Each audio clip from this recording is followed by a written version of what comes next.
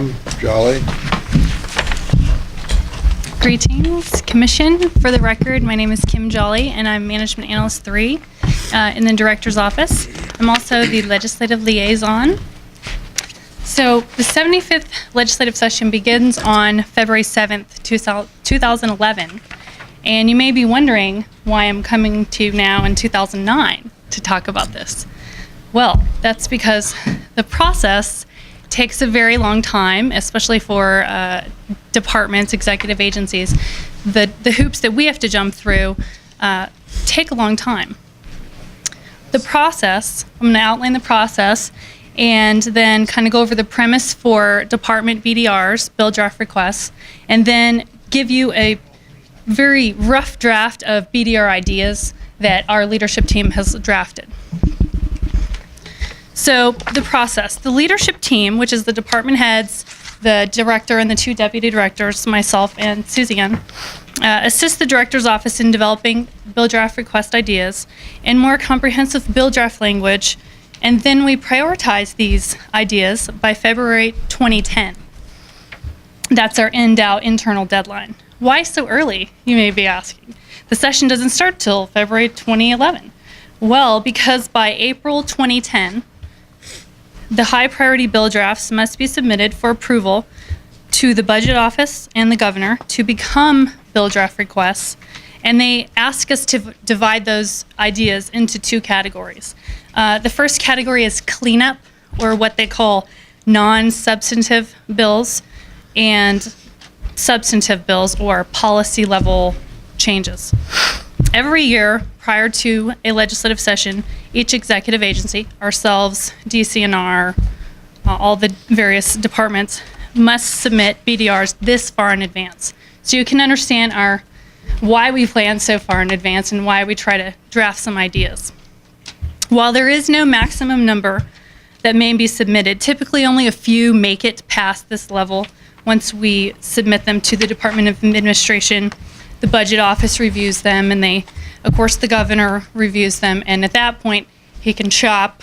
They can say, this has fiscal impact, let's look at it again, or this isn't really needed for a BDR because it can be rolled into the budget process. So that's the process. The premise for agency bill draft requests is for the NDOW leadership team to provide ideas that will simplify statutory language, further protect wildlife via strengthened penalties, or improve opportunity while not decreasing department revenue. And as you can tell by the newspapers, that's always got to be on our forecast of, it's a great idea, or is it going to reduce our revenue? And so some things are good ideas, but they completely undercut revenue, so we still have to look at that. So some of the ideas. And these were drafted pretty recently, so we're still in the formative stages of them, and I don't have a lot of details other than what I'm going to share with you, but we do have some division chiefs in the audience if you want to ask questions later. I'm sure they'd be happy to elaborate.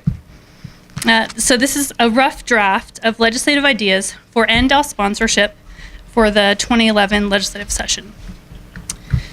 Cleanup, or non-substantive ideas. NRS wildlife law cleanup, which there's a lot of. The felony wanton waste, and this is an idea because of the increase in poaching and the increase in, unfortunately, leaving more heads that we've seen left in the field, to make it a felony instead of a misdemeanor to waste big game under certain circumstances. Another idea is felony for release of unauthorized wildlife and invasive species. You've probably heard from coming to previous meetings, release of pike is becoming common, and that can take over an entire system. Horned frogs was actually something that we dealt with a couple of months ago. And these are already illegal, but they're not felonies. So that would strengthen that penalty. Regulate the collection of wildlife fluids. This is a new one that we've just heard through the pipeline from other wildlife agencies. Due to the dollar amount that is involved with things like deer semen and other states wanting to replicate some of the wildlife that are here in Nevada, it likely creates an additional market for the poaching of trophy deer. So that's an issue we'd kind of like to tackle.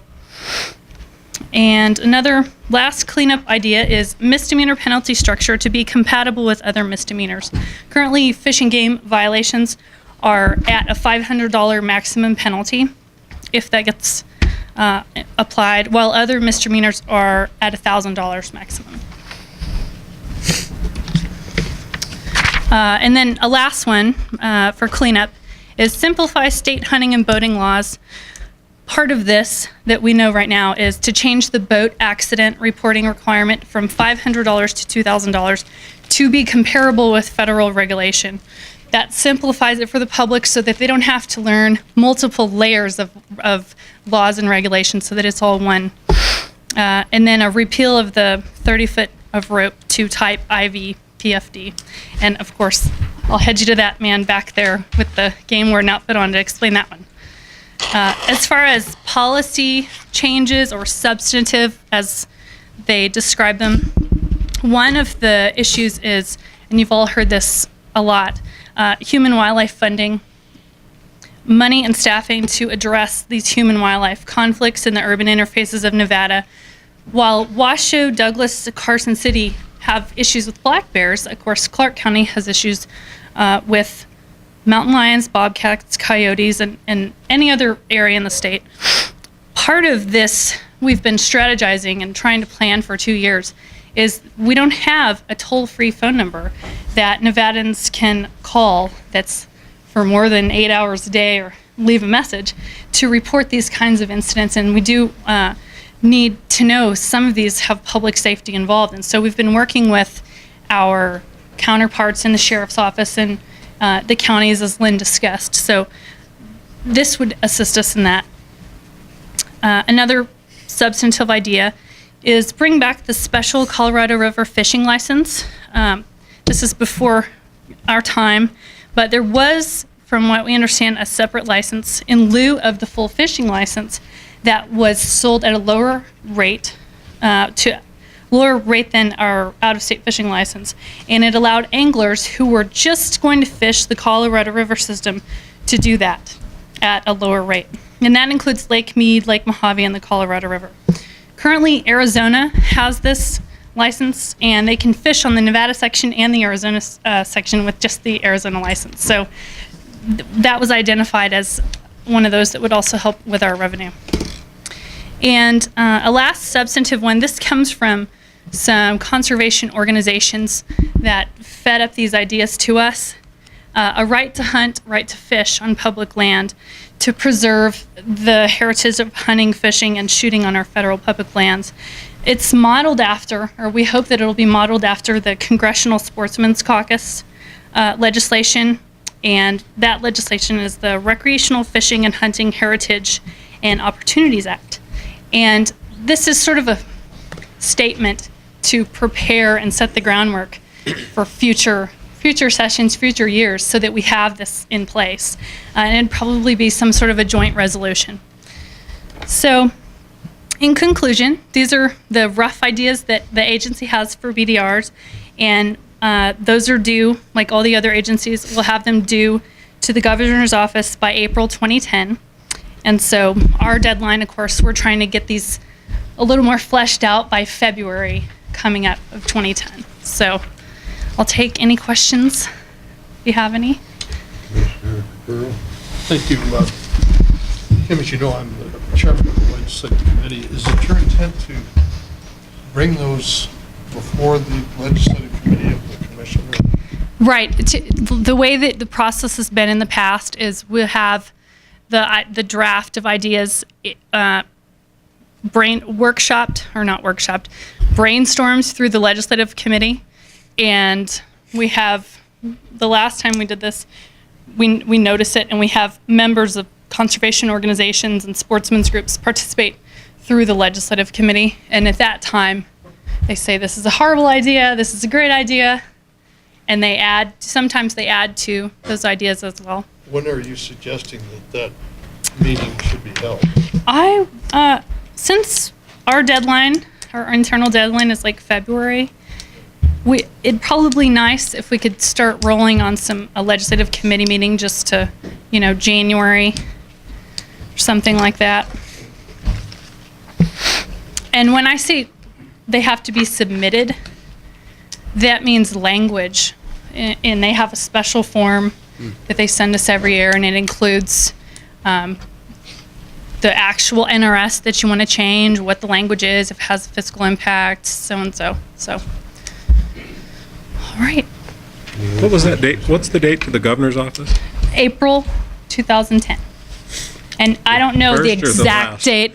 Let's just say the first, because every year it depends on what the budget calendar is, and they haven't given us that yet.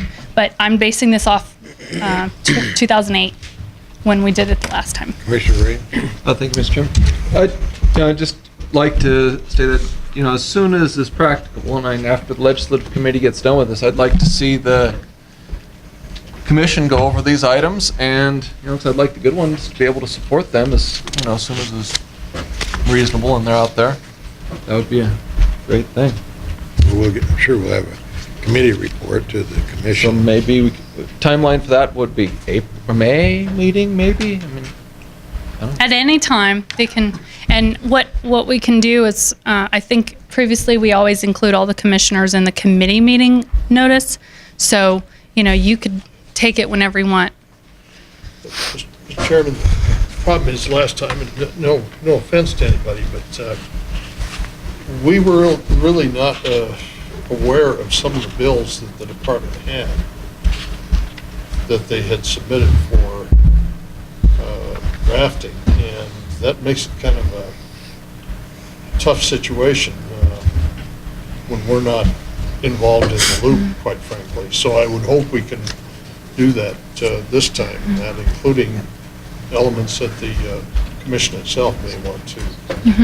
One of the things that I think last time when we had the 2008 commission, we had a change in appointments, and the legislative committee had already met, and what they did, because they didn't have full language, of course, was they reviewed the ideas just at their face value of as an idea. So I would ask that anything that we do like that we kind of, review it as an evolving policy recommendation, and that way, if specific language comes up, we don't make it become a paperwork nightmare. So if we can kind of maybe have policy statements of here's what the bill does, and we can take that directly from the BDR form that we submit. All right, thank you. Okay, thank you, Kim. Next item is the